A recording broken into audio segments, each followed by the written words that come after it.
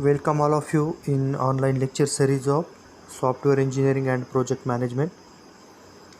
So we are going to discussing about the different types of process models. So in previous lectures we have studied the some process models for the development of software like waterfall model, V model, then incremental model, okay, rapid action development models. So if anyone not seen that lectures, so I request you to press the I button that is above right corner of this video, so you will get link with my previous video. So now today's topic is evolutionary models. So what is evolutionary models? Now in this type of model, the developer creates the different iterative of the software. Iterative in the sense the developer creates a number of versions of a particular model. Okay, so as we know that any software cannot be fulfilled with the all the requirements of user with its first version. So whenever we are going to try to fulfill all the requirements of users, that time we have to create different versions of the model, and after creating a number of versions, and finally we will get the all requirements that is implemented in our final version. Okay, so the evolutionary models are the same. So what is evolutionary models? So they are basically what? Iterative. Once the requirements are analyzed and they pass through a series of iterations till the complete software is developed. Means what?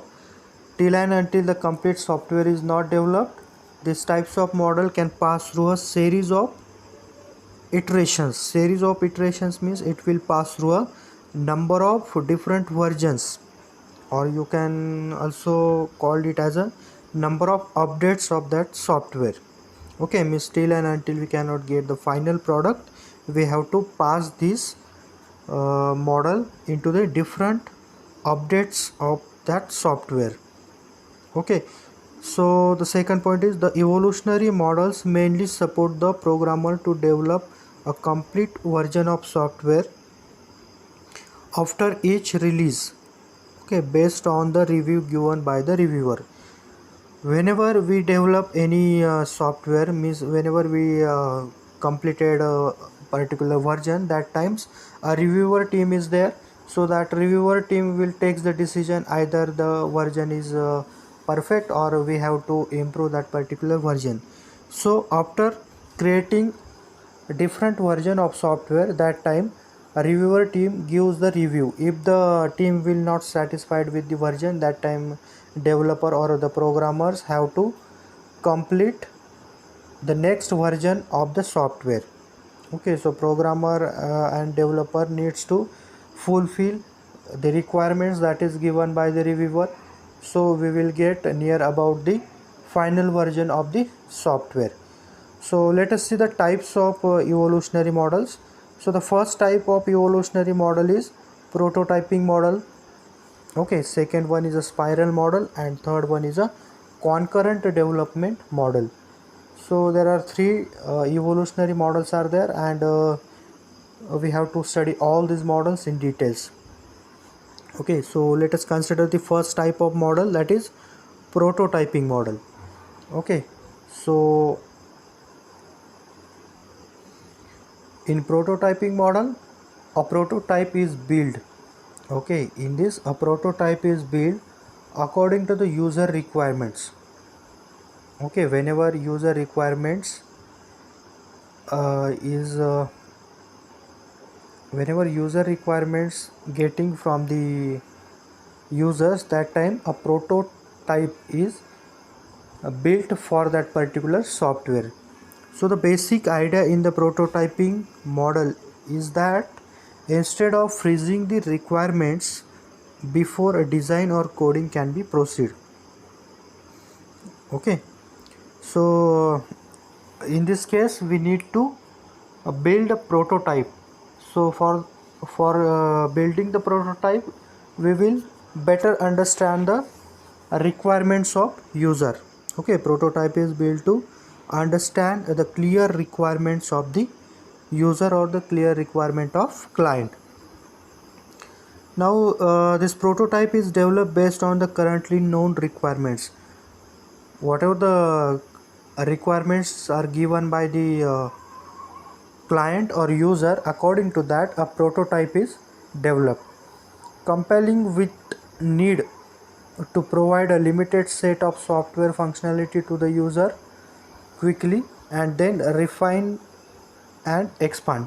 So initially general prototype is created for the faster or quicker delivery of the software, depends on the user requirements. Okay, by getting the user requirements, this type of model is used to getting quicker delivery of that particular software, and after that we will refine and then expand the functionality of the software. So here is the cycle of prototyping model. So there are different stages involved in the prototyping model, that is communication, quick design, modeling, quick design, construction or prototype, and then a development, delivery, feedback. Okay, so in first stage of prototyping model, that is communication. So the in communication phase, the actual communication is built in between the developer and the client to get the better understanding of the requirements. Okay, so the understanding of all requirements clearly, the first thing is to make the communication between the client or developer. So after getting the all requirements clearly, a quick design is to be generated.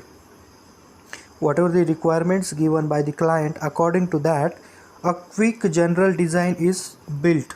Okay, from that quick design, then a modeling, different particular modeling is used. Okay, so modeling quick design is generated using the quick design. After that whatever the modeling we have done in the modeling stage, that can be implemented using a code by using any language. So after that the construction of prototyping is to be carried out in the construction of prototyping phase. Okay, and after implementation of the code or the construction part, then whatever the software is to be generated, that will be deployed. Okay, deployed or it is delivered to the user. After delivering or the deployment, then we will take a feedback from clients, and according to that feedback we will make some changes inside the software again. Okay, so for that purpose, means for that feedback purpose, we have to go through the communication phase. Okay, so this is all about what the cycle of prototyping model. Now along with the some advantages, the prototyping model has disadvantages also. So the advantages is what, it makes requirement more clear and system is more transparent. Okay, as we are building the prototype from the given requirements, so here the requirements are more clear, and if the requirements are more clear means what, the system is more transparent. Okay, so that is the advantages of prototyping model. Now let us see the disadvantages. For the prototyping model, the quality may get compromised because of the prototyping quickly. As we know that in the prototyping model, we are quickly deploying the product or quickly deploying the software to the user or to the clients. So when we deploy the software more quickly, that time we cannot consider the quality of that software. So here the quality may be get degraded. Okay, so here we have to compromise with the quality as the prototyping model is built very quickly. So that is what the disadvantages of prototyping model. Now next model is a spiral model. Okay, next model is spiral model. If you look towards the diagram of this model, the diagram is looking like a spring. Okay, if you see this diagram, it's looks like what? Spring. The structure is looking like as same as a spring, that's why it is called as a spiral model. Now the spiral model mainly operate in a 4 levels. Okay, so what are the levels? So first level is determine the objectives, second level is identify and resolve the risk, third one development and test, and the fourth one is a plan the next iteration. Okay, so according to these 4 operations we have to proceed in the spiral model. Now in this spiral model, here we have to start from the center of spring. Okay, the operation of development or any project will be start from the center of spring. If you look towards the center of the spring, so here the first work inside this model is what? Concept of requirement. So here by using the communication we will get the requirements from the clients or users. After getting the requirements, then we will decide the concept of operation. Okay, concept of operation, then we will plan the requirements. So now analyzing these parameters, we will generate a prototype first. Okay, so the working of this model is clockwise. So first we will start from the concept of requirements, then concept of operation, then a requirement plan, and then we will generate a prototype 1. Prototype 1 means you maybe call it as a first version of your software. After generation of the first version, then we will again get the new requirements. So from the new requirement we will make verification and validation of the requirements received. After that, according to that requirements provided, we will plan the development process. Okay, and after that we will generate a second version or second prototype. So after completion of a second prototype, a draft plan is generated. Okay, and after drafting we will perform the verification and validation again, and then we will generate a test plan. Okay, so after test plan we will generate a third version, that is also called as a operational prototype. So here you will say the third version, that is a operational prototype. So this is what the third iteration of the software. After this iteration we will then make a detailed design. Okay, and after getting the detailed design, then we will perform the actual coding part or the programming part. Then we will perform the integration of different modules. Okay, after completion of the integration of different modules, then we will perform the testing operation, and if the tests are passed, then we will perform implementation of that software. Okay, and after implementation we will generate a release of that particular software. So the flow is like clockwise direction. Okay,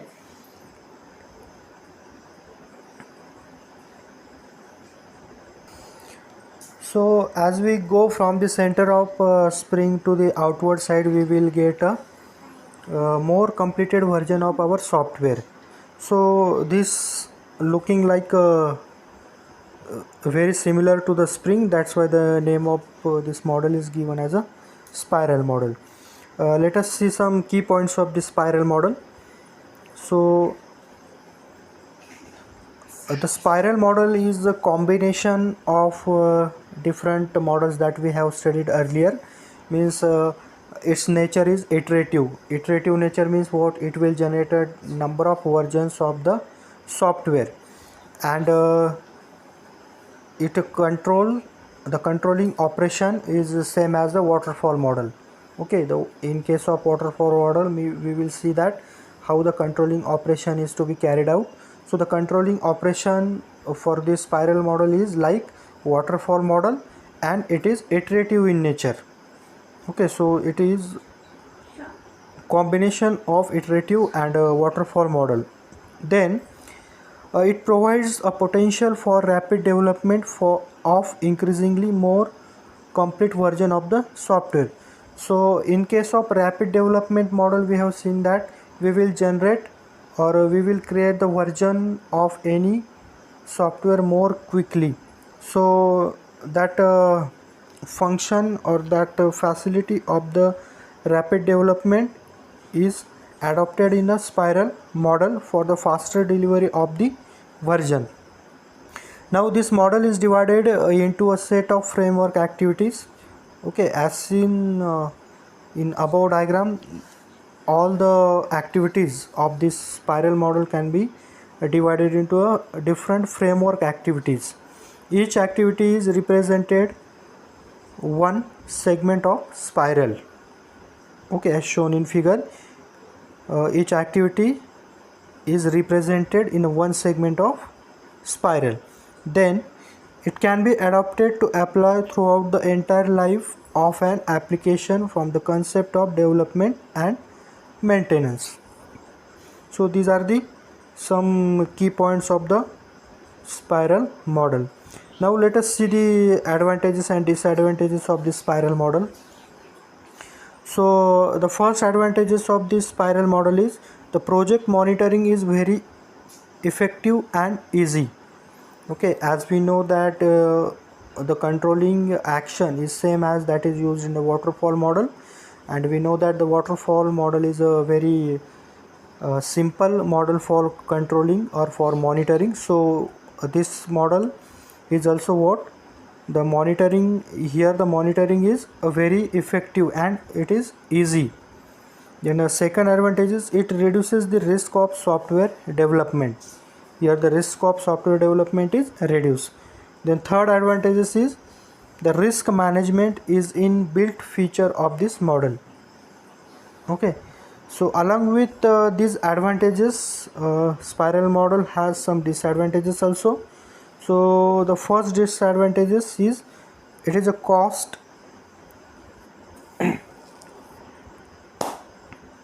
effective.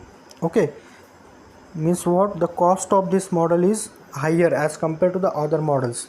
Now here we have to generate different versions of the software. So as the different versions have to be created, we need to perform the same work again and again. So here the development team is also have to work the same work many number of times. So that's why the cost is get increased here. Second disadvantage is it is not suitable for the low risk approach. Okay, then third disadvantage is rules and the protocol must be followed strictly in this approach. So here what are the rules and the protocols are designed for the process model that we have to strictly follow. Now along with all these models that we have previously studied, some other models are also there. So amongst them one model is concurrent model. So let us see some key points of this model. Now the concurrent model is applicable for all types of projects. Okay, so it is applicable for all types of software development. Now the concurrent model is either a mixture of any two or three models that we have previously studied, so that's why the name is also given as a concurrent model.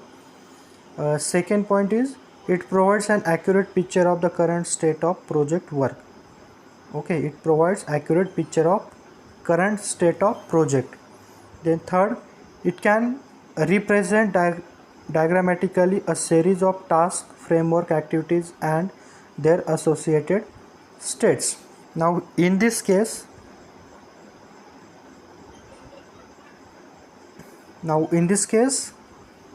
we will get the diagrammatically or pictorial view of series of task framework activities and the states. Then events generated at one point, the process network trigger transaction amongst all the states. Okay, if suppose for example any event is generated at any point of the process, then the trigger transition is amongst all the states. The above diagram represent the one element of concurrent process model. The diagram is given here. So this is what the graphical view of concurrent model. So here there are different stages are there in this model.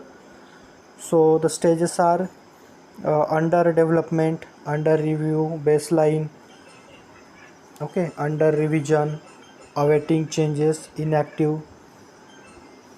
So all these steps are in concurrent model. We have to follow all these steps while we using the concurrent model. Now let us see some advantages of this model. So this model is applicable to all types of software development. So it reduces the risk of software development as it is applicable for all types of softwares. Okay, so it reduces the risk of software development. The second one is it provides an accurate picture of the current state of project. As we can see, the diagrammatically it is better for as compared to all the other process models. Then third advantage is what it is easy to use and understand. This type of model is very easy for understanding. Then some others model can also be used for the software development. So these are categorized into a specialized process model. Okay, so in specialized process models we have component based development model, then formal method model, then aspect or aspect oriented software development model. So these are the some specialized process model that can be also be used sometimes for development of the software. So if you use a component based development model means what? It is incorporate many of the characteristics of spiral model. Okay, it will take the some advantages of or some features of or characteristics of the spiral model. It is evolutionary in nature depending on iterative approach. So here also the iterative type of model feature is adopted. Iterative types of feature means what? Here also we can generate a number of versions of the software. So this model is composes the application from pre-packaged software component. Okay, means from existing software module. Means what? Suppose we have to design new software, that time we will take the some extensions, okay, from or some extensions or some modules from the any other software also. Means we will directly here make a copy paste modules from the other project also. The second model in specialized type, that is a formal method model. Okay, so in formal method model it is what? It includes a set of activities that leads to formal mathematical specification of computer software. Okay, then It enables you to specify or develop and verify the computer based system by applying precise mathematical notation. Okay, then provides a mechanism for eliminating many of the problems that are difficult to overcome using the software engineering. Okay, then ambiguity, incompleteness and inconsistency can be discovered and corrected more easily. Okay, so these all about the what, the formal method models. And the last model is aspect oriented software development model, that is in specialized model. So here, to address a particular problem and to make program easier and maintain a good reusability, aspect oriented software development model is used. Okay, so what, to address particular problem and make a program easier and to maintain the good reusability, for this purpose we use this aspect oriented software development model. So here we have completed the all process models that is used for the software development process.